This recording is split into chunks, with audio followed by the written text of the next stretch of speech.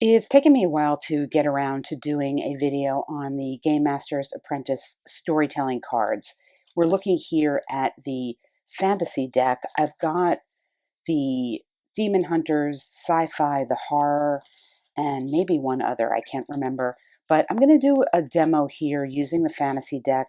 And the first part of the video, I'm going to show you, I'm not going to get into the detail about what the cards are specifically and how they work insofar as going through everything, which this is the key to the card. The second part of the video will do that. I feel like most people watching this video probably know how the cards work, but if you don't, you can skip to the second part of the video where I'll go through everything. But I'm just going to jump in right now to use them to create I'm going to create, I guess, I'm going to create a scenario or a session foundation, including not only a setting and something that's happening, but a PC, maybe some NPCs. And my goal in this is to make a second video at some point to use that setting and to use, or excuse me, to use that story that we create here. But in and of itself, this video is going to show you how the cards work, how I would use them to create a whole sort of framework for a session. And the first thing we're going to do is we're just going to start, it's going to be completely random. So you'll see me playing around with the cards and just pulling them out. This is just using the cards the way they're meant to be used, which is to be completely random prompts. So in this case, the location that we are starting in is a vault, and the catalyst is dreams coming true. Dreams coming true in a vault. That's interesting. I think that could be, I don't know. I don't know enough yet about this. So let's look at this Nordic rune here to see if we get any inspiration from that. And we've got leadership, authority, justice, rationality, success in competition, and self-sacrifice.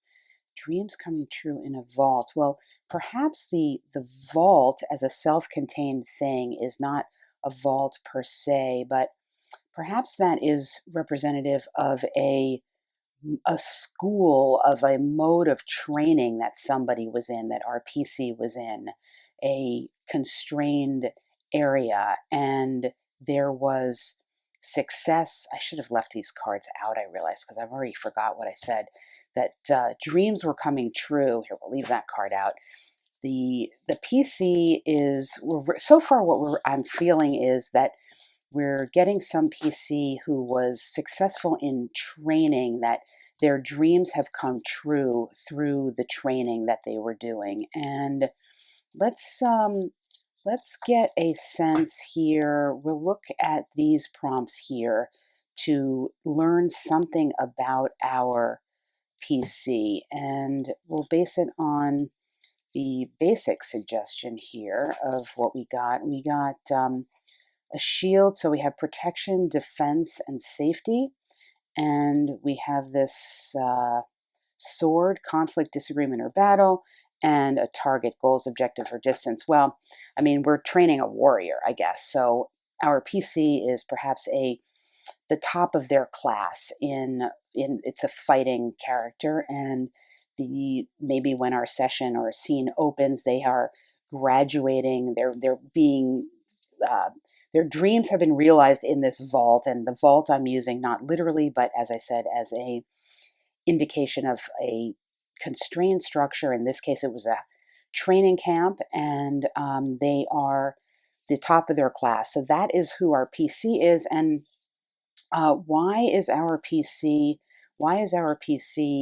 involved in this story? Let's go and we'll draw 3 cards for the adjective and the noun. So we got here explore, orderly, and tension. Explore, orderly, and tension. Well, okay. What this says to me, the orderly part goes with the training or the vault concept, that our PC, this prime warrior student, is somehow needing to explore the orderly, explore the school perhaps, or maybe um, the the head of the army that they were being trained for, because there's some tension, there's some problem or issue with what's going on in this orderly environment, and they are somehow meant to explore that. That's what I'm getting so far. Where are they going to explore that? Let's see. They're going to explore that. They're going to start by exploring that at a cobbler's. Well, not specifically a cobbler's, but let's say in the village. So they're leaving the military training area to go to the village to talk to someone, I think, to get some information about what they are meant to do. And I want to know perhaps what what type of goal? Well, no, let's go to the NPC. Let's go to the NPC. Who are they going to go see? So let's give a name. We don't even have a name for our PC, but who are they going to see? Well, they're going to see someone named, they're going to see someone named Duran. And who is Duran? Well, Duran is, let's see, what is Duran? I'm going to look at this rune here to see. Healing, rest, renewal, dreams, the underworld, the imagination. Well, so Duran is somebody in the village who is going to provide, it's a healer. Maybe Duran is like a mage in the village, and maybe this, or a seer, that's probably it.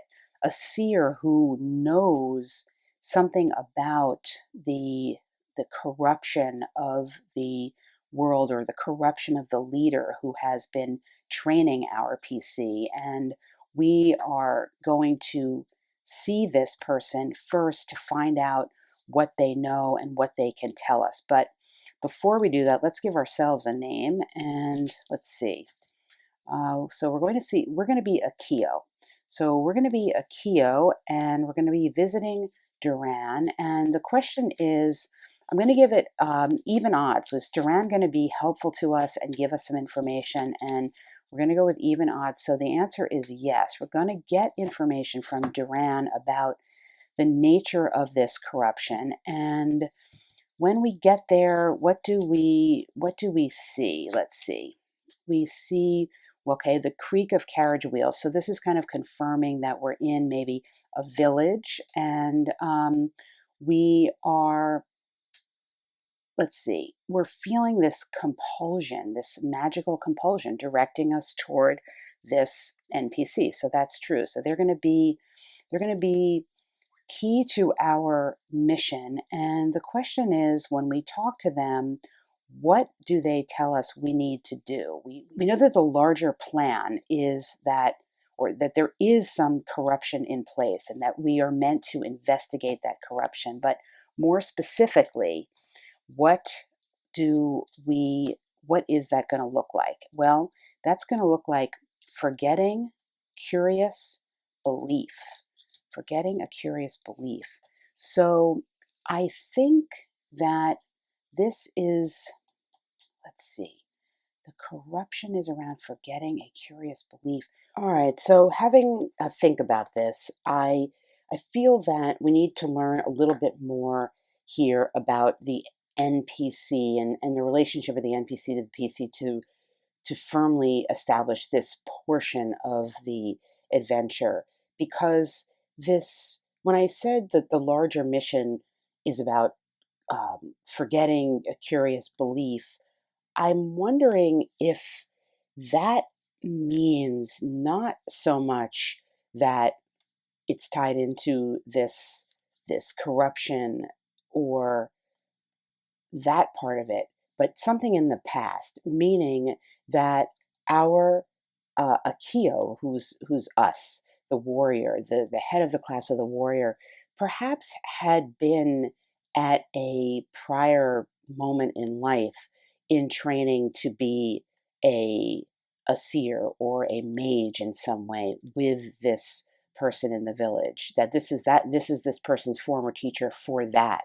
But then some events happened that caused Kyo to become trained as a warrior, and that perhaps also part of that tension around that training was the sacrifice of the magical part of Akio to the warrior part. So I want to find out, I want to explore and see if we get information a little bit more about the NPC. And to do that, I need to go off of the basic information here from these cards and rather go to, let me just, wasn't really as orderly here as I should have been. I want to go to some of the other material that you can download that comes with the cards when you buy them, which provides a little more detail about these symbols here. So we're going to pull in a card and look at 3 symbols here. We've got this heart, skeleton, and that's a wand. And we'll look here. I printed out here. This is sort of directed toward the NPCs. So it's suggesting here the heart. It says either the NPC is a potential romantic interest. No, I don't feel that. Or linked to a story through romantic or family ties. Well, the family ties piece I could see. So perhaps this Duran in the village was an older person hired by the family to teach. Maybe it's a magical family. Maybe this warrior comes from a magical family, and he was a tutor of sorts for Akio when Akio was young. But then Akio started to show promise as a warrior and was sent to the training facility to train, and felt and became very successful there. And we saw at the beginning, we got a prompt about tension there, and maybe also again part of the tension was that inner resistance. We have the skeleton, which is the skull rather. The NPC is sick, not necessarily with fatal consequences, but that depends on the circumstances. All right, that gives us a potential storyline here to follow with Duran, whether he is physically sick, whether it is a sickness of something to do with corruption of magic, dark magic, something like that. If we wanted to tie the storylines together, we could have the corruption connected to magic, and this is why Akio is being sent to solve whatever problem it is. So in other words, it's not just because he's at the top of his warrior class, but because it has something to do with corruption and dark magic, and and saving the world from dark magic taking over or something. And based on his past interest in magic and knowledge of magic, he's being called to intervene. I like that. And then the last one is a wand, and well, it says the NPC possesses magic or magical ability that is unexpected or unusual for them. So that is all confirming. And you saw that was just totally random. Now, it's not totally random, of course, because we're looking at a set number of choices here, and we're looking at a theme that is provided by the author of this material. So it's not totally random. The card was random, but the source material, of course, is not random. In any event, this that is sort of shaping up. So I don't know. Again, I'm not trying at this point right now just to play an entire narrative storyline for you with no other rules or anything and just the cards. I'm just trying to establish the basis for an adventure. And so I think we have like an opening scene pretty clearly mapped out with goals in mind and enough of a backstory that I am going to shift now to trying to come up with a description. Well, there's a number of different ways to go. The cards provide, if we wanted, we don't have any terrain, we have no setting at all, but they do provide direction here. So for example, we could just pull a card here and say, okay, well, we know that we need to be traveling to the northeast whenever we go, whatever we're going to do. And if we were working with a map or creating a map, that would be helpful. But I guess the question is, let's find out maybe where we have to go. We are going to caverns. So the the goal is to go to caverns, and we could then decide, let's see, what we could figure out. Let's look at these runes again to figure out, well, actually, no, let's go back. I know I have like a loot table or something. Let's see, what are we, if we're going, I like the dark magic. I like the dark magic concept. So that I would have to develop a little bit. Let's see, we're going to, well, let's just read three things here and see what we get for that. And again, you can see like we've got like another heart, for example, but I'm going to go to a different table, and there's like a loot table, and let's see, this is to modify events. This would be sort of along the way, something that would happen. And I wanted to look at this loot table. Well, fantasy premise, we sort of have our premise already.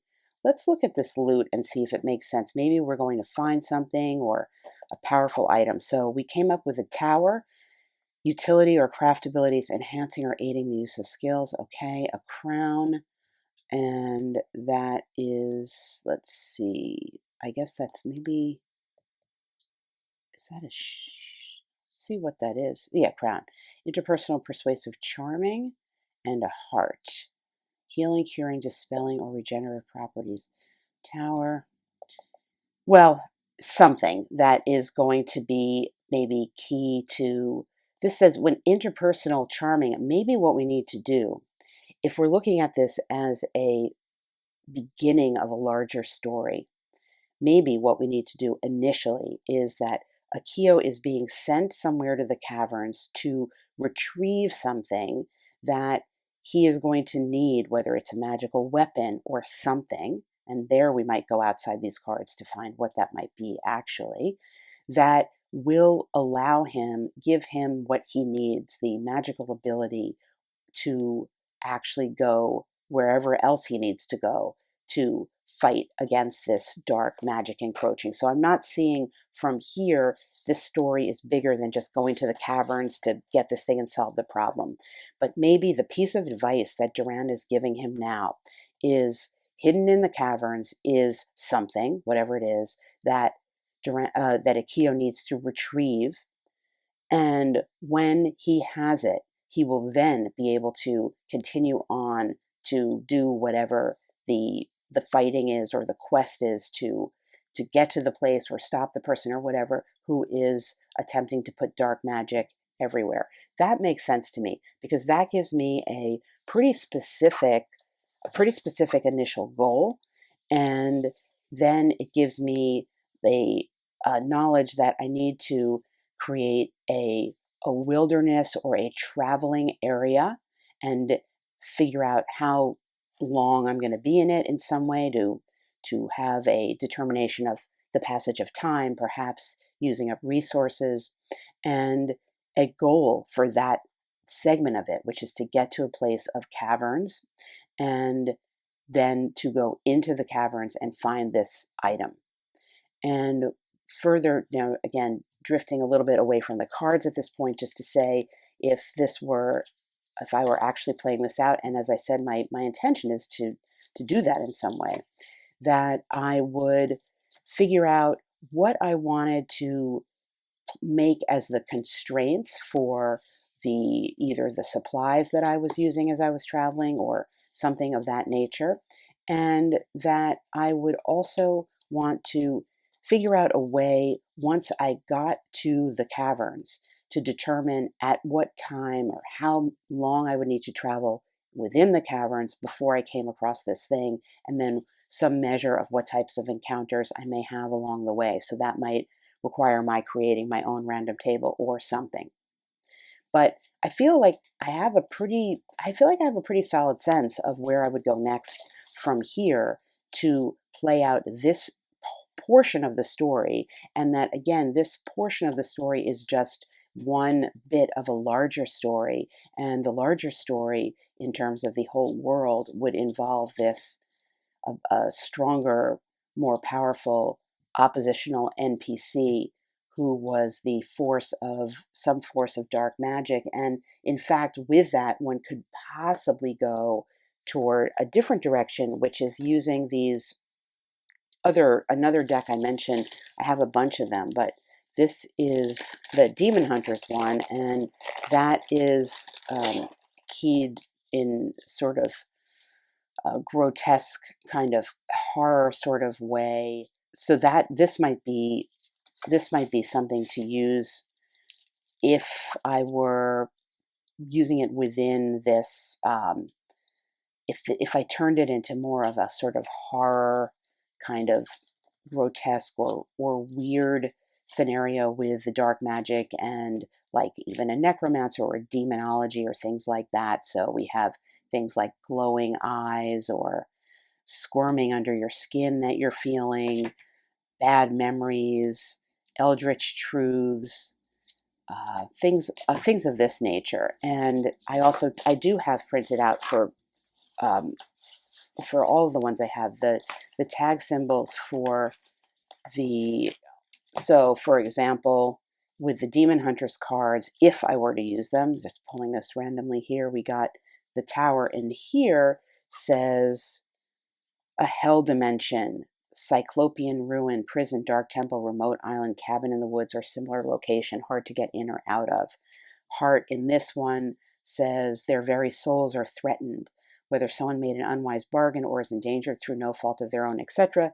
And then the moon here, recent events leave loyalties confused and uncertain. So who is good and evil may be in question. So this could actually work along the way for this story, this particular edition, if I wanted to turn it in that direction or go to this in that direction. So that is that's the story there. And now, as promised in this part of the video, I will just walk you through actually what each piece of the card means, so you can get, if you're not familiar with these cards, you can get a fuller picture, since I wasn't able to I wasn't able to use all of them.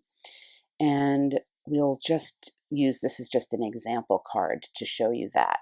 The first thing here is a difficulty generator. So this is a bell curve number from 1 to 10 that will be on the cards, and you could really use that however you wanted. So for example, prior to, just to take the example of the story that I was using, we did an even odds for whether or not the village cobbler would give help to us, and that's what the second column is. It's just likely odds. So it tells, we know the instructions. If you good is a yes 75% of the time, and then even is 50%, and then a yes on the bad odds is going to be 25% of the time. So only 25% of the time will you find a yes up here.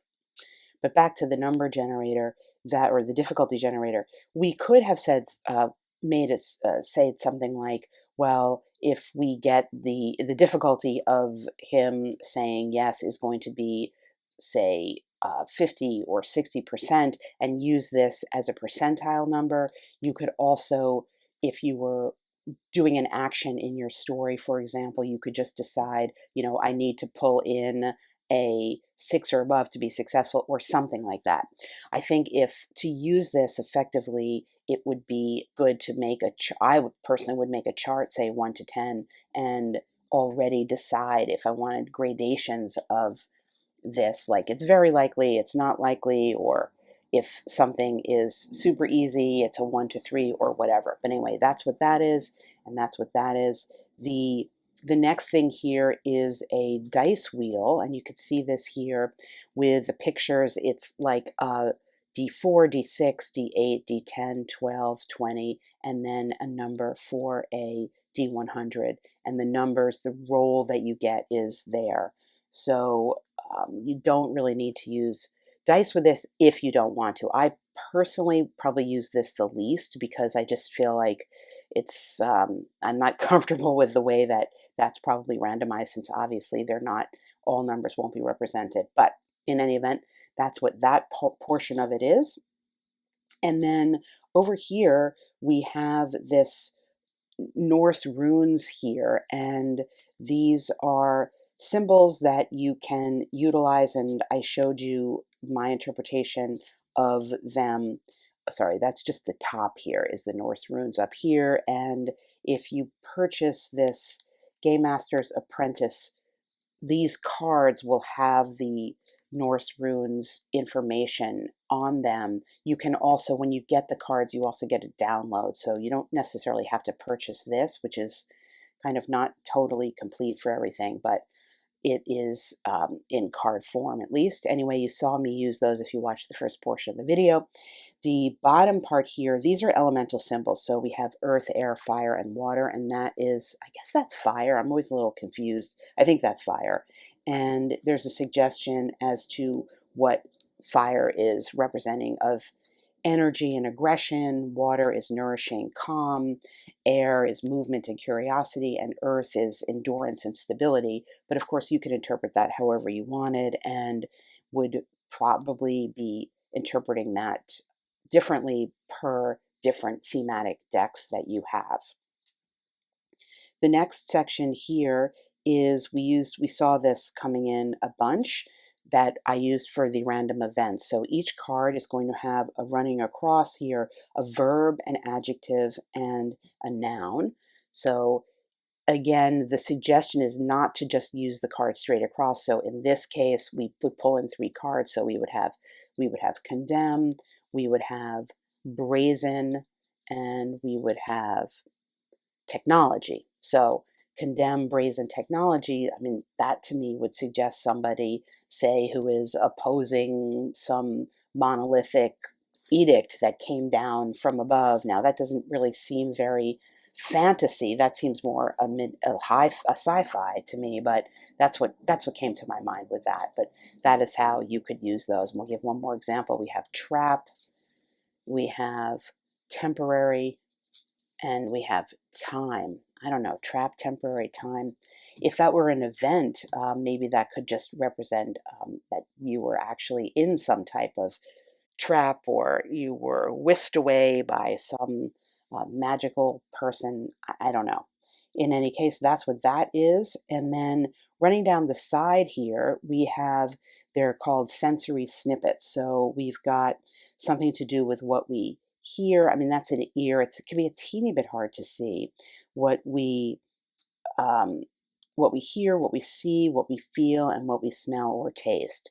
So this is the chiming of celestial speech, shelves of moldering tomes, etc. And you could use that if you were seeking something like that in a particular environment, or if you were traveling to a place or whatever. Then we have what we also saw used here, these symbols here. There are 10 symbols in various combinations, and you can interpret them based on what you would associate with them, or use some of the tables that I showed you. The little instructions, that the card instructions come with some basic ones. So heart is what you would expect, like family, friendship, or romance, and the shield here is protection, defense, or safety, and then the wand is magic, technology, or strangeness is another possibility for that one. Next, we have the scatter die here, and this is going to show a direction. It's directional arrows, and then they're also, some of them have just nothing, which could be for a hit or a miss in combat. So this line here would be like a hit or a miss in combat. I think if you used it for that, I don't know, and here's the hit. So I'm not sure how you'd have to sort of keep shuffling through the cards to get one or the other if you were trying to determine whether or not you hit something or missed it. But as mentioned, that's how the cards are meant to be used. They're double-sided. They're just as random as you can possibly make them while you're going through is a good thing. And moving down the card here, we have a list of belongings. I don't think we got to that where we were showing what somebody could be carrying. So in this case, it's a masquerade mask, a jester's outfit, or stage makeup. And they tend to be in a category of or related. So you could either choose one or use them all. So this is proof of the past, illegitimate child, royal roots, identity change. So it's giving you a main category, but then there's different things within it that you may choose. Cheater's game, weighted dice, mark cards, follow the bean game. And you could also just use that thematically, maybe not necessarily exactly what they were carrying, but something about them as a character. Here's an exotic pet, an imported animal, a fey drake, a creature from another plane. So you can see there's a lot of different directions. And if you had more than one, if you were using more than one of the decks, you could, say you got that and started that way, you could maybe just take that in another, well, I'm going to go to the sci-fi deck. This is symbolizing that my whole thing is going to be about sci-fi. Now, this is to say, assuming you're using them to create a whole story. We will see in future videos how you can use them within a story that you already create, but this video is conceptualizing them as something that's going to start you out on something. All right, then we have a list of names. We saw that I used that, and we have a catalyst, and the catalyst here would be like an inciting incident for a story seed, a weapon gaining sentience, for example, or adopted by an animal. We have a location, and we saw that come into play. That's pretty self-explanatory. Virtues and vices could be used for character motivations and weaknesses. And again, you could pull in different cards for even more randomness. So using one card for virtue here, we have loyalty, and then the vice is lust. And that could be obviously for your PC or NPC.